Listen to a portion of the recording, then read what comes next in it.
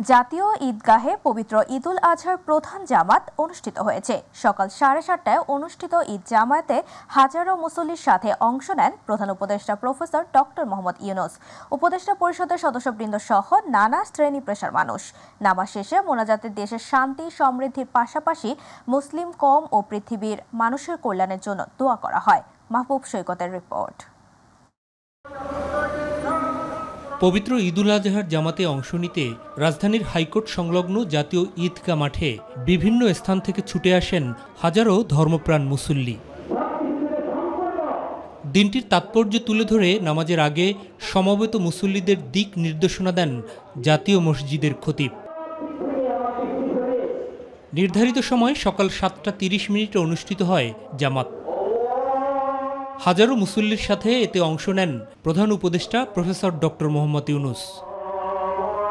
নামাজ এবং খুতবা শেষে মোনাজাতে দেশ ও জাতির সমৃদ্ধি এবং শান্তির জন্য দোয়া করা হয়।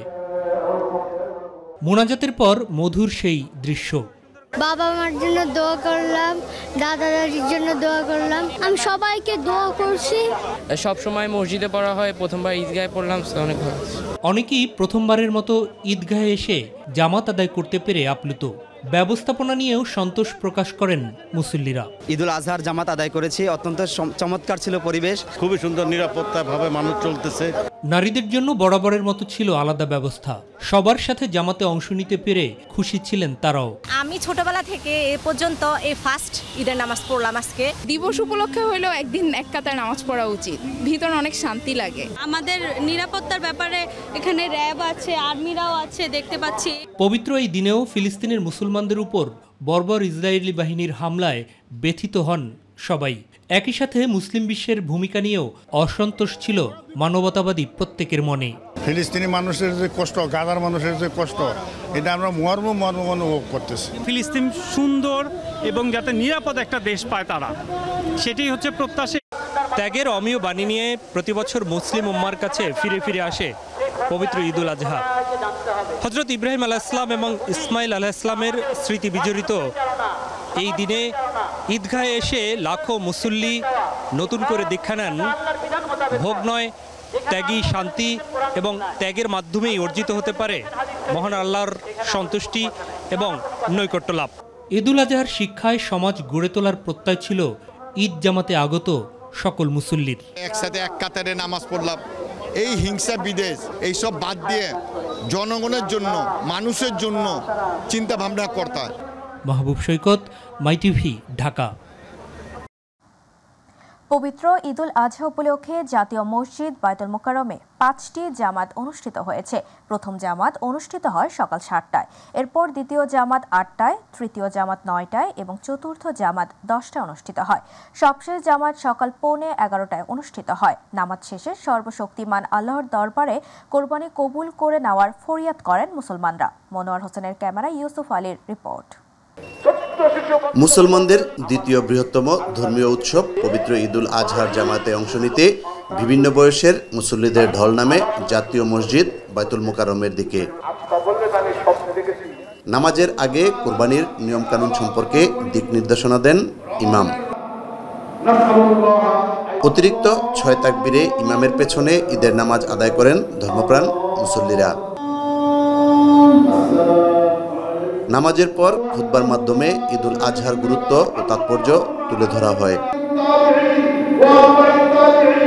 নামাজ শেষে অশ্রুসিক্ত কণ্ঠে আমিন আমিন ধ্বনিতে আল্লাহর দরবারে মনের অভিব্যক্তি তুলে ধরেন মুসল্লিরা।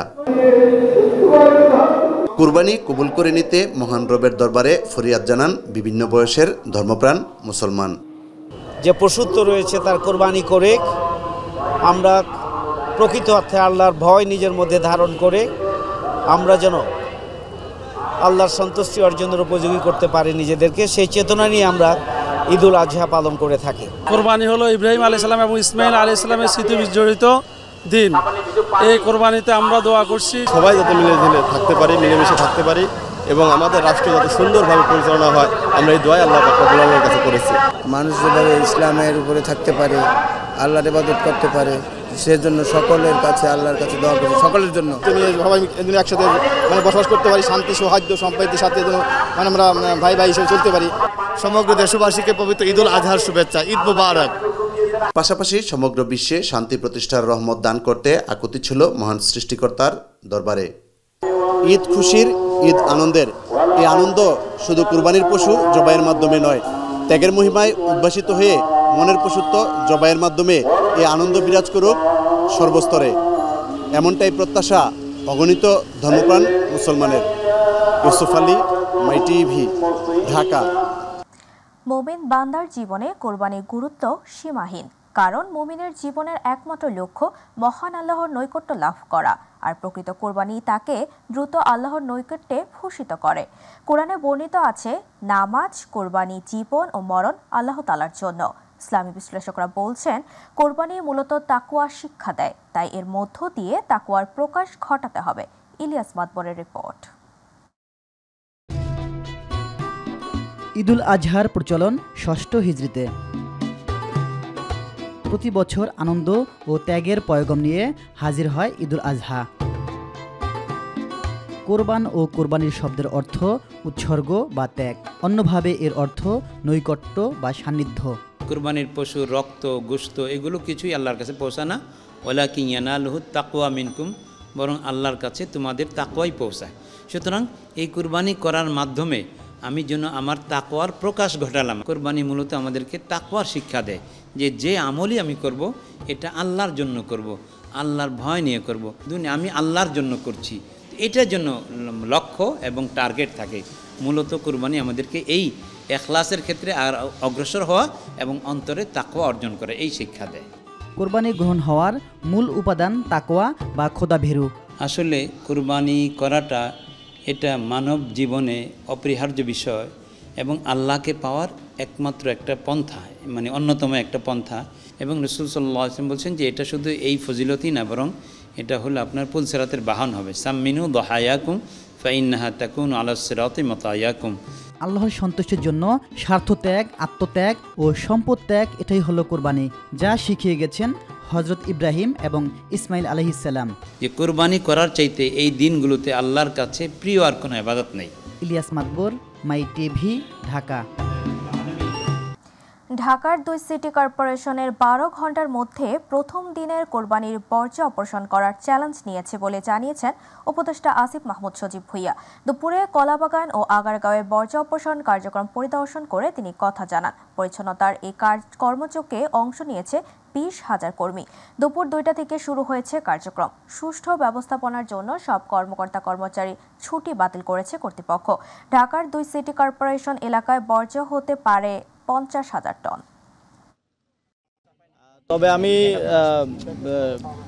ধন্যবাদ দিতে চাই, অবশ্যই এটা একটু আগে দেওয়া হয়ে যাবে পরিচ্ছন্নতা হওয়ার আগে। তবে প্রস্তুতি দেখে মনে হচ্ছে যে আমরা যত সময় শেষ করতে পারবো।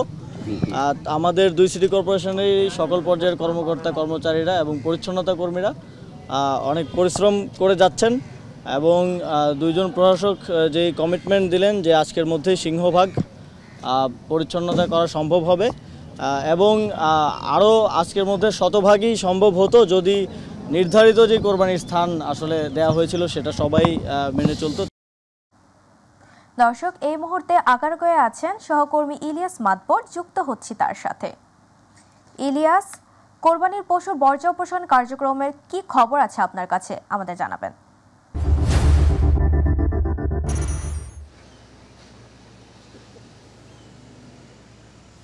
তাবাসসুম, আপনাকে ধন্যবাদ।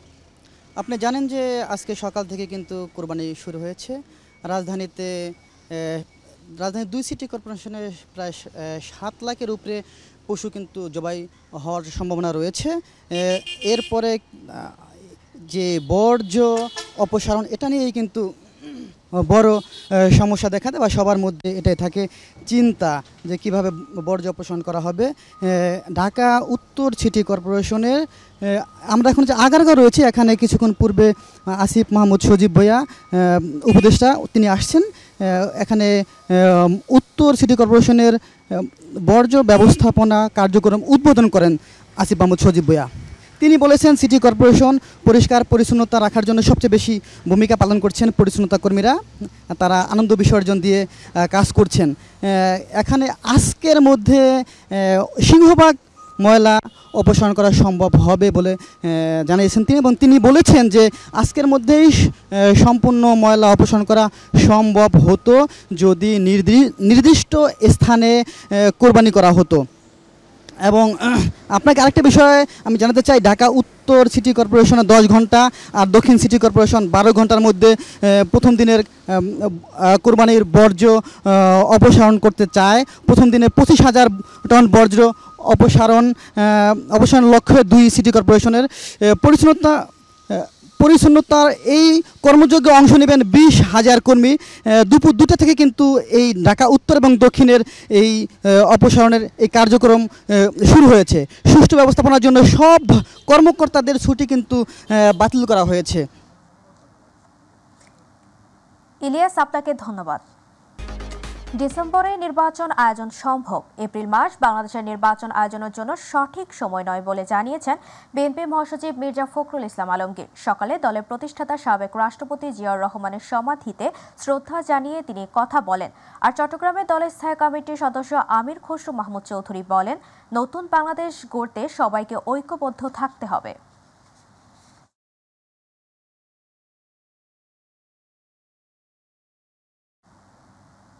জামায়াতে ইসলামী আমির ডক্টর শফিকুর রহমান বলেছেন, দেশের চলমান সংকট শেষ হওয়া দরকার। একটি অর্থবহ নির্বাচন সবার দীর্ঘদিনের আকাঙ্ক্ষা।